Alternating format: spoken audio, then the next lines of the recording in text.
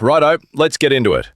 If your investigation is crook by lunchtime, chances are it was crook before you even started. That's the bit people hate hearing. They reckon the failure happens in analysis or in the report, or when the recommendations come out looking like recycled wallpaper.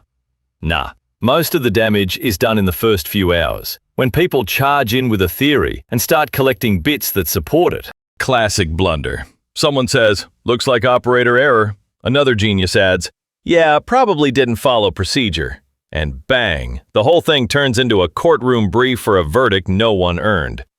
That's not investigation. That's storytelling with PPE on.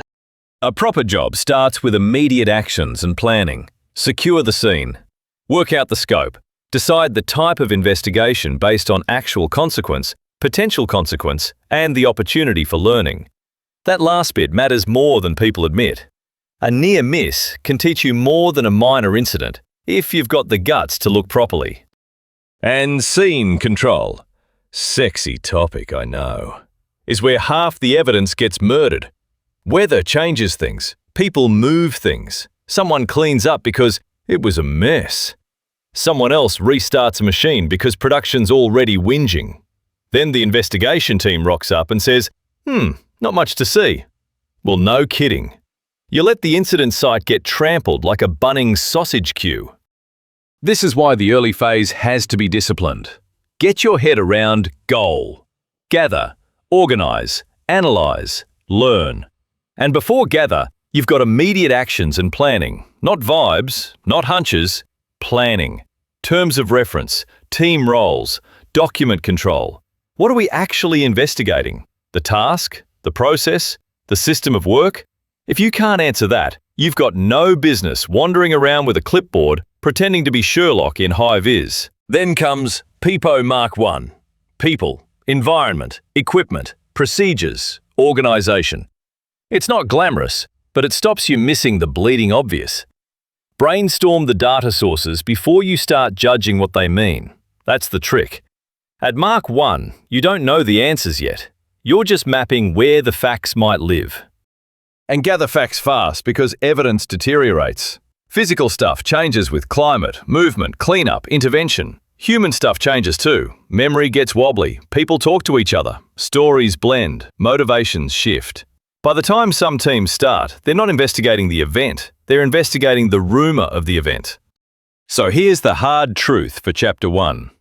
If you start with a conclusion, skip the planning, fail to secure the scene, and rush the gathering, don't act shocked when your findings are shallow. You didn't investigate a system, you tried to prove a plot. And plots are for Netflix, not incident learning. Now, witness interviews. This is where good investigations go to die in a swivel chair, because plenty of people think interviewing is just asking questions. It's not. It's managing the fallibility of human memory while not making it worse with your own clumsy technique. The purpose is simple enough. Get as much accurate and relevant information as possible so you can build the timeline and analyze properly. But memory's malleable. Perception, retention, recall, all can be bent by stress, trauma, distraction, elapsed time, contamination, collaboration, even the interview location. In plain English, witnesses are valuable, but they're not CCTV with lunch breaks. So what do bad investigators do? They rush in unprepared. They ask loaded questions. They lead the witness. You didn't think the procedure was adequate, did you? He was going too fast, yeah? Congratulations, champ. You've just manufactured evidence. The hierarchy matters. Start broad. Free recall first. Tell me in your own words what you remember. Then open questions. Then active listening. Then paraphrasing to check you understood. Closed questions only to tighten detail. Leading questions? Use with extreme care and mostly to test a reaction to information already gained elsewhere. Loaded questions can get in the bin. And take decent notes. Let people know you're taking them. Let them review if needed. Summarize at the end. Thank them. Don't leave them hanging like a wet extension cord. Also, interview soon, but not when the poor bugger's in shock or pain. There's a difference between timely and idiotic. Then we hit another investigation car crash. Teams don't separate contributing factors from non-contributing facts. They dump everything into the same bucket because it all feels relevant. Time of day might matter, or it might not. The vehicle color might be factual. Doesn't mean it contributed. PIPO Mark II is where you cross-check what you found and sort the wheat from the corporate compost. Facts only, supported by evidence. Then classify, contributing or non-contributing. If you can't do that cleanly, your analysis will be a dog's breakfast. And then there's 5 whys. Lovely tool when used properly, absolute menace when used lazily. The point is to drive toward the organizational factor, the point of control. Sometimes 5 whys, sometimes less, sometimes more. But what do people do? They hit "worker made an error" and stop. That's not root cause analysis. That's giving up in a high-vis vest. If someone forgot, misjudged, took a shortcut, violated a rule, fine, note it. But where human error is identified, the next question is always, why did that error or violation make sense in that system?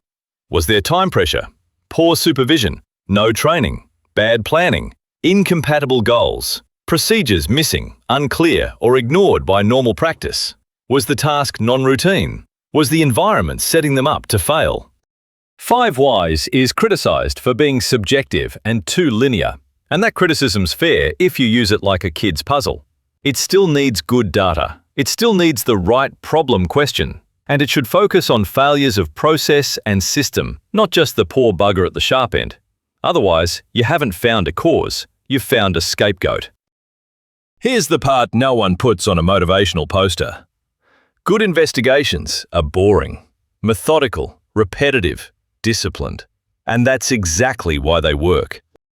You define the incident properly. What happened, who was involved, where, when, actual consequence, potential consequence. You build a clean timeline with pre-incident events, the point where control was first lost, and post-incident events until the hazard's under control. You make sure the timeline is logical, specific where you can, and readable by someone who wasn't in the room. Sounds dull? Good. Dull means clear. Then you classify findings properly. In ICAM terms, contributing factors move into 4 buckets: absent or failed defenses, individual or team actions, task or environmental conditions, and organizational factors.